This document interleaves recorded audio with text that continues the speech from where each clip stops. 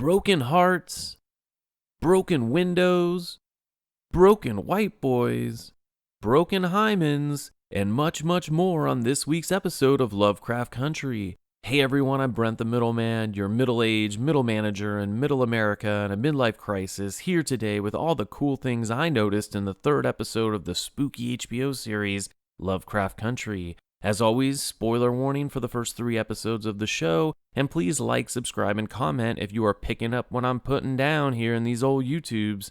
Also, I am doing a giveaway for when I hit 1,000 subscribers. Hey, I'm an optimist, and you just need to subscribe to the channel and like and comment on as many videos as possible to have the best chance to win. I will announce the prize when I get into the 800s, and it will be way more expensive than it should be for 1,000 subs. But my life, my rules, right? Just don't tell my girlfriend. Okay, with that out of the way, let's take a look at some of the coolest moments in this week's episode and see what we can find. The episode starts out showing us how the family is coping with the death of George. Letty is not just dealing with George's death, however, she is dealing with her own death, and she reveals later in the show that she feels like a part of her is still missing. This is a reaction we see often in shows and movies where a character was resurrected. The most recent example I can think of was in Game of Thrones, both the book and the show. A character named Beric Dondarrion is repeatedly killed and brought back to life, and each time he says he feels like a piece of him is gone. This also happens with Jon Snow and Catelyn Stark. There always seems to have to be some kind of payment for coming back to life. At the end of the episode, we learn that Samuel Braithwaite had been under an invulnerability spell that he had to lift to enter the Garden of Eden, but was then turned to stone and then into dust. And now it appears that Christina Braithwaite is under a similar spell because Tick was unable to pull the trigger when he was going to take her out because he blames her for George's death. I wonder what the price was for her immortality. We are introduced to the weight of what Letty is dealing with as we see her sitting in church staring straight ahead while all the other churchgoers dance around with the Spirit of the Lord, hallelujah.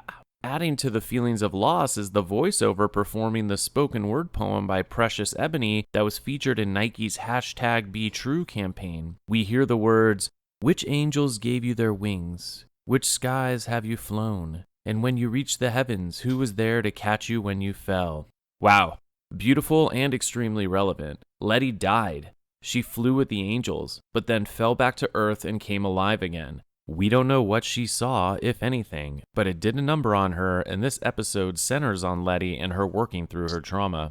But just like in true Lovecraft Country style, our characters get to work through their issues in a haunted house in the 50s, where the real terror exists outside of the home. As the title Holy Ghost suggests, this is a haunted house episode with a nice helping of racism on the side and a good tie-in to the overarching storyline about Tick and his Braithwaite birthright. Yes, nailed it. Before I get into the action in the house, I just wanted to quickly point out how Hippolyta found George's copy of Dracula, which helped to save their lives in the first episode, and rip the pages out. I believe she did this out of a combination of frustration and anger. Dracula was George's favorite book, and she is angry at him for taking the trip without her and getting killed. Her frustration, we find out later, is from feeling like she is being lied to about what really happened to George. Tick, Letty, and Montrose tell her that George was killed by Sheriff Hunt and that they took care of the sheriff after that. Just wait until Shoggoth Hunt pops up later. Awkward! But Hippolyta currently senses that they are lying. She does buy a copy of Dracula later on, probably as a way to keep George close. We also see that Montrose has gone back to his heavy drinking ways as Tick finds him passed out on the floor by his couch. We do get to see a conversation between Montrose and Hippolyta about what happened to George, and Montrose tells her that Tick must remind her of George. I wonder if they are setting the stage for her to find out that Tick is actually George's son with Dora, and will this lead to Hippolyta and Montrose getting over everything together? Okay, back to the haunted house, and wow, how great a haunted house story this was. Letty thinks she inherited money from her dead mother, but decides to keep this a secret from her sister. But all the guilt she feels from always using people and being selfish, along with feeling like she is getting a second shot at life, makes her use the money to purchase a big mansion on the north side of Chicago. She wants to use the mansion as a boarding house for struggling black artists who need a home. Everything about this place screams haunted house, but Letty is unfazed and her friends and her start fixing it up. Tick stops by to tell Letty that he is heading back home, and we find out that he hadn't even gone to check up on her since they got back from Artem. That's when the classic white asshole racists show up and park their cars right out front with bricks taped to the horns.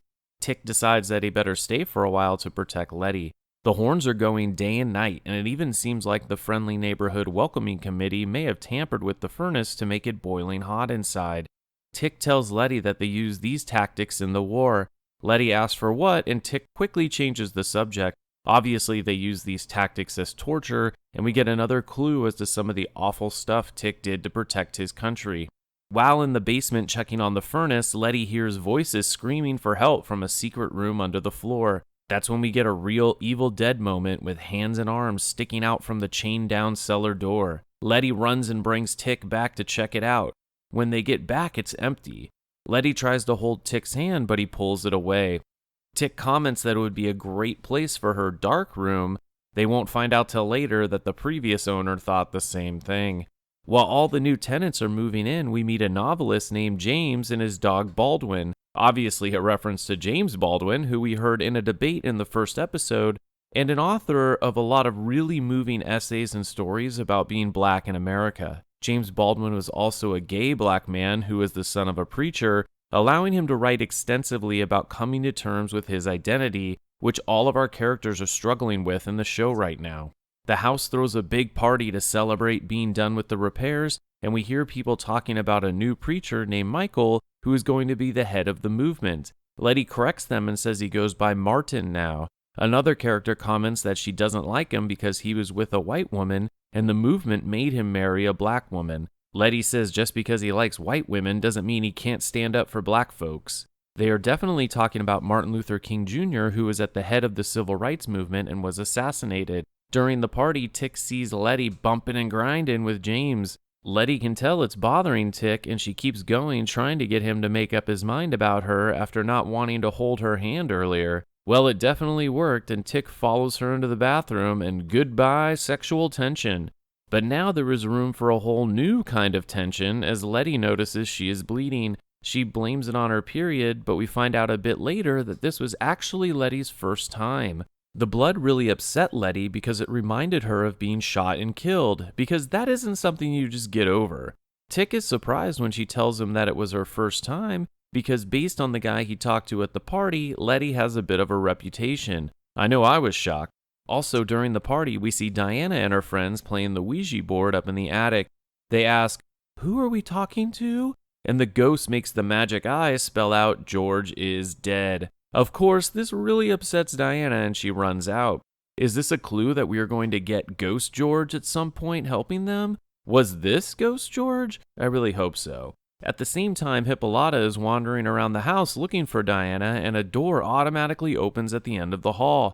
The room has a really cool astral machine or device. Hippolyta reaches out to touch it, but the camera cuts away and we never find out what happened with it. Hippolyta's story is far from over, and I wonder if she will be the one to contact George and help bring him back or get help from his ghost. Hopefully she doesn't catch George and Dora in the afterlife. George and Dora on the counter. It wasn't me. As Letty recovers in the bathroom, the white welcoming committee lights a burning cross in the front yard. This pushes Letty over the edge, and we get a really great baseball bat sequence where Letty is Jackie Robinson and the cars are the Cthulhus. Letty's sister pulls the car around to take everyone's weapons before the cops get there, and the group is on the ground with their hands behind their heads before the police even pull up. They have obviously been in this situation before. Letty is the only one taken for a ride in the back of the police wagon, though, as the captain wants to know who told her to buy the house. He calls it the Winthrop House and tells her that the body parts of 8 black people were found in the basement. A couple days later, Letty is in the room below the basement, which she has converted into a dark room, and gets the idea to put all the photos on the ground. The photos start to form a face that rises up from the ground and tells Letty to get out of my house. Instead of running, though, Letty goes into full research mode, which must have been a huge pain before Google, and finds out that the previous owner was a scientist named Hiram Epstein, who was experimenting on human beings, and the dirty captain was supplying him with his black test subjects. Yeah, that will get you a haunted house all right, especially if the people who were experimented on are trapped in the same house with the dead mad scientist. Letty reaches out to a voodoo witch doctor lady to help purge the house of spirits. After slitting a goat's throat on the front porch and drawing bloody crosses on their foreheads, they proceed to the room below the basement to summon the ghosts. And wouldn't you know it, that is the exact time the neighborhood white welcoming committee decides to break into the house with baseball bats to beat people up. They don't know the house is empty, so when they hear voices in a room, they bust in to find it empty. That is until the creepy basketball player with a crying baby head scares them back into the radiator and they are burned to death by hot gas. If that wasn't bad enough, the final white guy looks into the elevator shaft right as the elevator shoots down from the upper floor and knocks his head off, leaving his lifeless body pumping puddles of blood onto the wood floor. Yeah, that's not coming out. Time to buy a rug. Down in the basement, the voodoo lady is possessed and starts choking Tick. Letty wisely asks the 8 black ghosts for help as Hiram Epstein possesses Tick, saying, "Get the fuck out of my house! Get the fuck out of my house!" But Letty's ghosts appear in all their disgusting glory and help her chant the evil dead white man away. The mutilated ghosts start to get their old form back and they are all released from the home. And this house is clear.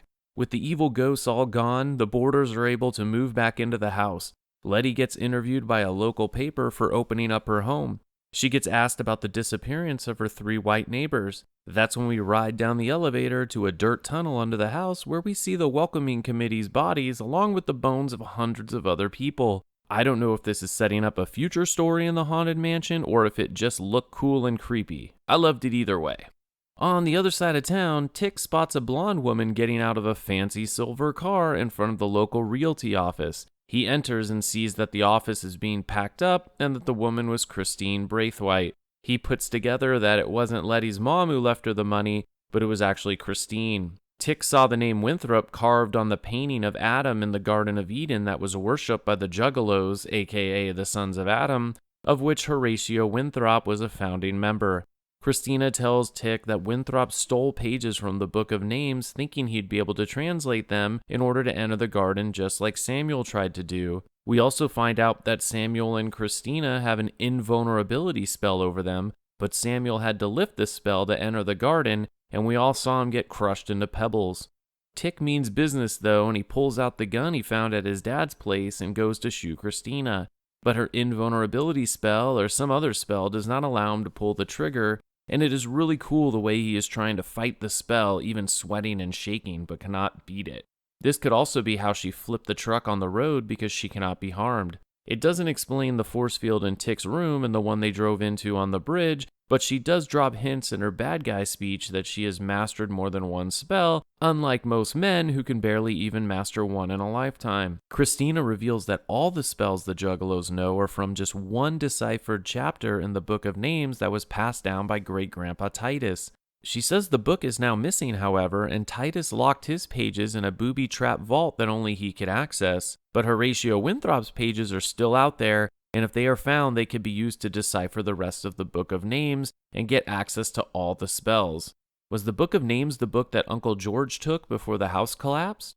Will Tick and Letty find Christina to get more information so they can use the spells to help the Black Cause? It looks like from the preview for next week's episode that Tick and Letty recruit Montrose to help them find something, and William Braithwaite is back, and Letty sees that Tick does have the book that George took from the house. Letty wants to find the pages so they can protect themselves, and from the danger and the hate I've seen in just 3 episodes, I really hope they find it. I have really enjoyed all 3 episodes, and I love this version of the haunted house story. I like the overarching Braithwaite plot, and I'm getting attached to these characters. I hope next week we get to spend more time with Montrose, and I want to know what that machine Hippolyta found can do. Well, thank you for watching this breakdown of Lovecraft Country. Let me know what you think of the show so far in the comments. Once again, I'm Brent the Middleman. Thanks for watching.